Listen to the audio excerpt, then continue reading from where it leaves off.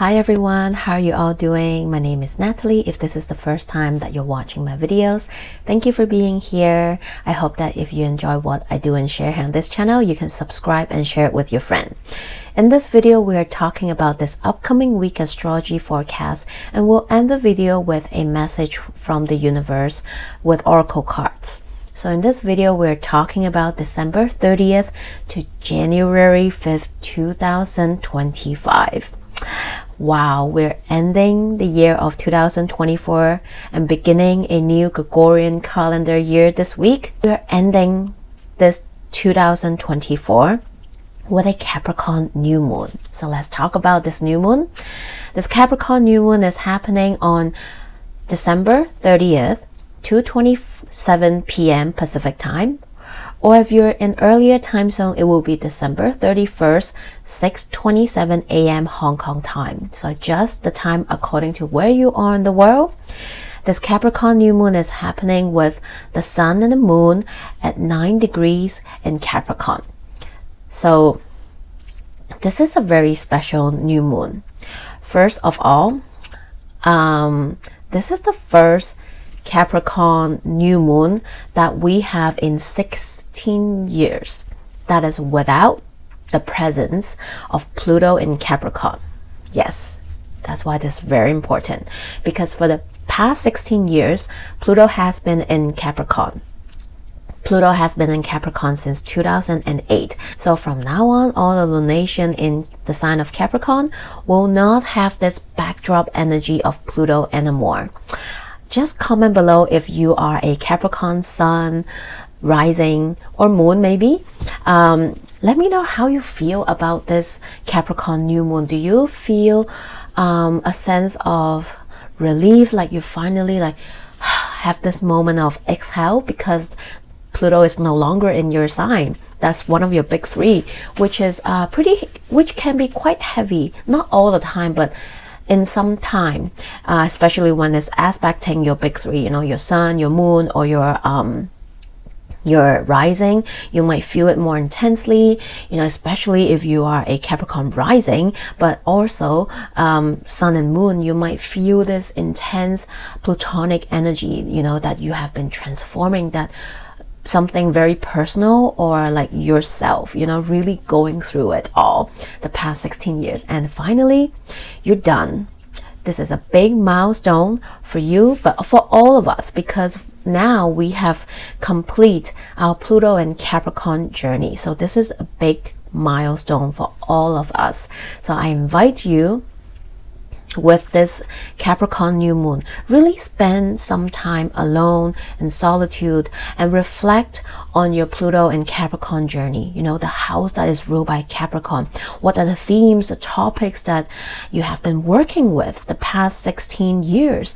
Maybe you have been through multiple versions of yourself, multiple death and rebirth, multiple of transformation in that house. The current version of you no longer the same. So much has changed. Maybe the values and about that house topic and themes is very, very different compared to 2008. So if you do feel called to, I would love to hear from you. Connect with me, comment below, let me know how it has been for you. So definitely spend some time during this Capricorn new moon as we wrap up this year. Spend some time in solitude to reflect on your Pluto and Capricorn journey. Be so proud of how far you have come, and set some new intention in this Capricorn house.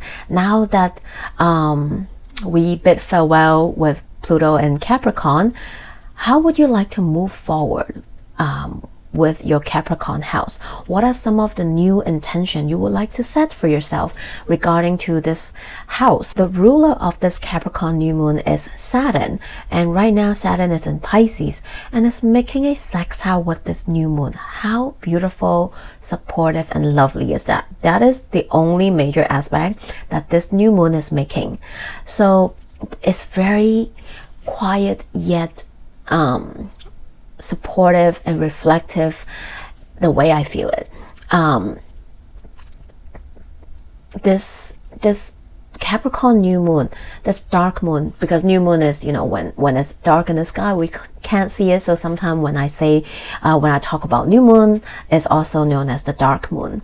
So really in this dark moon, in this moment of darkness, spend some time with yourself. It feels more like a quiet moon that we just sit with ourselves, spend some time, reflect on this past year or this 16 years with Pluto and Capricorn. Saturn is the planet that talks about time, that talks about the longevity, sustainability of something, the structure, the backbone that support us in different areas of our life. It talks about boundaries, it talks about limitations. So Saturn knows that in order to build something, that if we want to build something that will last, if we want to build a legacy, if we want to continue to grow, the only way to do it is to constantly not look back to the past, but reflect the past, how far you have come, what changes and shifts you made to make it here, and how do you want to continue to go? How do you want to move as you continue this journey of life, continuing as a student, because you are always learning, changing, growing, and evolving? How can we nourish, strengthen our foundation, the structure that we have? Not afraid to break it down and rebuild it again when necessary, not all the time, but whenever we learn something that can strengthen it, that we're unafraid to rebuild it, so that we can continue to build upon as we grow and evolve. This is the energy of Saturn, and this is the energy that this new moon is aspecting as well.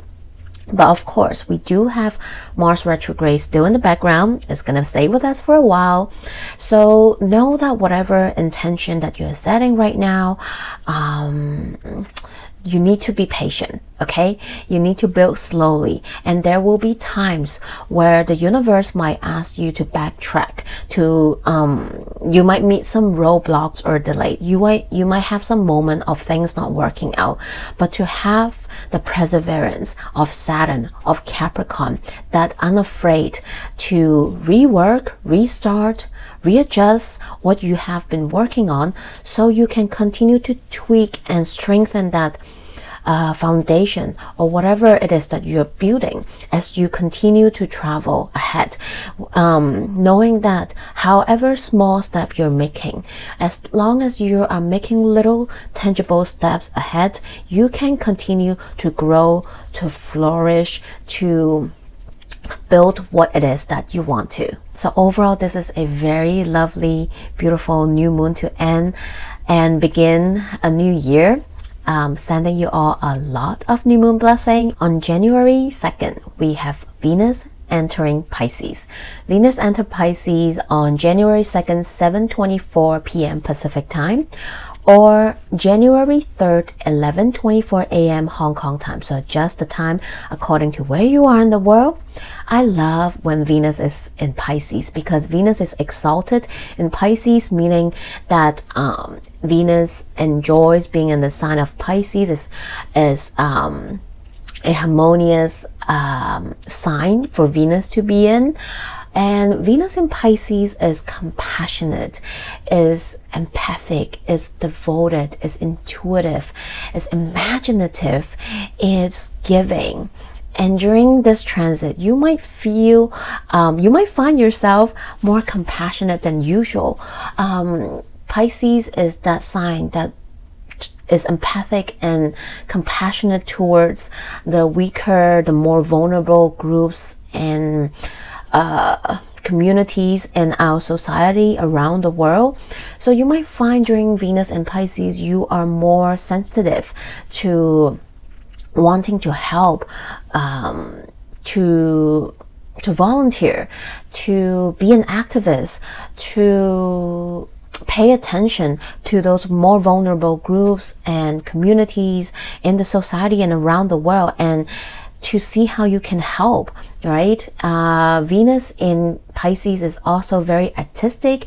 You might find yourself enjoying artistic pursuit. You're more creative and imaginative. Especially if you work in a creative industry, you might find your creative juice flowing more during this transit. You might have some creative ideas that you want to explore. You like to spend some time in galleries, enjoying arts, movie, music, painting, poetry, etc. Pisces is the mutable water sign. It talks about the boundless, limitless of the sea. So the shadow aspect of Venus in Pisces can be, while one can be very giving and compassionate, sometimes one can also have no boundaries and suffocate others with love or with their feelings.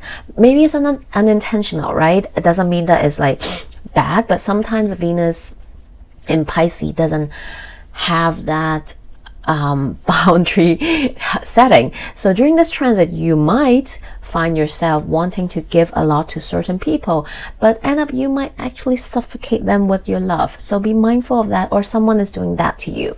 So during this transit, it's very important to also know your boundaries and other people's boundaries.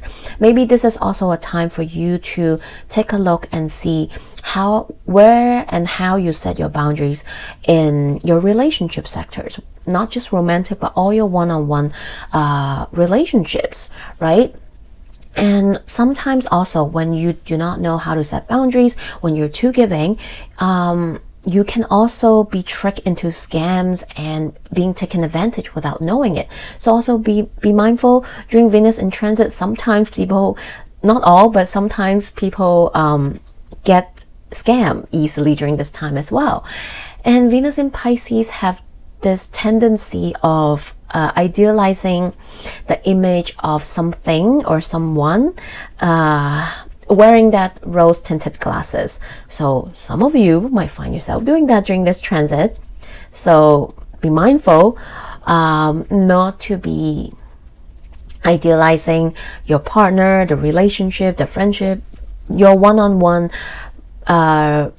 relationships. Maybe just one or a couple of them, right? Or vice versa. So take a look and see if you have that tendency, and be mindful for that, not to ignore red flags if it's really there, like ask yourself, am I idealizing a situation, a person, or something too much that I fail to see the red flags or messages that they're showing me, right? And also Venus in Pisces can be a little bit of overspending and indulgence, because it talks about money, it talks about things that we enjoy in life. So during this transit, be mindful, it's nice to enjoy the different things that we want in life, right? But watch out for overspending, watch out for overindulgence, or wanting to use substance or indulging in something for you to escape from the reality, or being in denial of something or someone as well. So that is the shadow aspect of Venus in Pisces. But it can be very, very beautiful, creative, and inspirational for many of us. Pisces is also very intuitive. During this transit, you might find yourself, deepening your spiritual practice, or be interested in exploring that, and so on and so forth. Venus will be in Pisces on and off until end of April. I know some of you already picked up where am I heading towards. Yes. That means Venus will retrograde, and this Venus retrograde will take place between the signs of Aries and Pisces. So do enjoy the first, I would say, 2/3 of this Venus in Pisces transit. And make a note, by January 27 or 28, depending where you are in the world, we will be entering the pre-shadow phase. Also the part 1 of our Venus retrograde journey, and we'll talk more about it as we goes, but this is just a little mental note. If you want to make for yourself, do so right now. On the same day, on January 2nd, but I would say January 3rd because it happens pretty late on the 2nd, Mars retrograde in Leo will oppose Pluto in Aquarius. This opposition is the second time that we had. The first one was November the 3rd. We'll have the third one because of the Mars retrograde. We'll have another one at the end of April, 26 or 7, depending on your time zone. Mars opposed Pluto is very intense. Is hard to work with. It's a very volatile energy, even violent for some, depending on how your chart is aspecting this opposition. Unfortunately, with what is happening around the world, this is not a nice aspect to see during these times. There might be more damaging that might happen on a collective level, but on a personal level, this can be a moment of frustration. This can be very argumentative. This can be accident prone. So please do be extra cautious on January 2nd and 3rd. You know, if you are handling sharp objects, you know, because Mars is that cutting energy, that severing energy. Be mindful. You know, do not rush, do things slowly, and be mindful with what is happening during that day, the conversation you're having, right? So just be mindful for that energy. And lastly, on January 4th, we do have that Sun in Capricorn sextile Saturn in Pisces, which is the aspect that was happening during the new moon, but it's exact today. So that is all for this week. It's mainly the Capricorn new moon, which is so beautiful, and that Venus transit, which is so enjoyable. Well, until the end of January, right? So that is the energy I want to talk about. And the oracle card that came up for us is 52 Mending. I like this energy because as we're closing out this Gregorian calendar year 2024, it is time to make peace with what didn't happen, what you didn't accomplish, what New Year resolution you didn't achieve, and so on and so forth, right? We tend to kind of beat ourselves down and only pay attention to what we didn't accomplish. But it's also time to see how far you have come. What are some of the wins that you have during this year? And no matter how big or small, be proud of them, right? And make peace with everything that maybe you set intention for but didn't accomplish, or it didn't happen the way you planned to, or so on and so forth. Sometimes they happen for a reason. They maybe happen so that we can be redirected to a more aligned path, decision, or situation, or relationship, right? So make peace with those feelings and emotion and situations, and know that every day as you start, you can always have the power to make that change. And from the Moonology, we have Full Moon in Capricorn. Take a reality check. And we have full moon in Pisces, forgive. So we have 2 full moon energy. It's very interesting. It also marks a timeline for us. So as I just talked about, the ruler of this Capricorn new moon is Saturn, and Saturn is in Pisces. And forgive. Similar to that Mending card, right? Forgive yourself. Oh, I didn't do so well. I didn't try hard enough. I didn't do this, do that. I didn't achieve that. I didn't accomplish that, and so on and so forth. Forgive yourself and don't beat yourself down for what didn't happen, but see the little wins, the big wins that you had, you know, the awareness you have for what happened, and be proud of where you are right now, because you will continue to move forward and grow, right? And taking a reality check, right? And it's very interesting. Take this new moon in Capricorn to set intention for where do you see yourself when we have this full moon in Capricorn in 6 months. What can you do? What can you continuously to do in this next 6 months before we reach this full moon in Capricorn, right? It doesn't have to be some gigantic step or like dramatic things in life. Of course it can be some really big goal that you want to set, but also between now until that full moon in Capricorn, what are the little goals you can set up for yourself? A daily goal, a weekly goal, a monthly goal, so that you can continue to take those little steps to go to get to where you want to be, right? To make it more achievable by breaking it down into smaller steps, right? As you continue to grow, as you continue to move forward in life. So I hope this message helps, and I'm wishing you all a happy full moon, a happy new moon. I hope this message helps. I hope this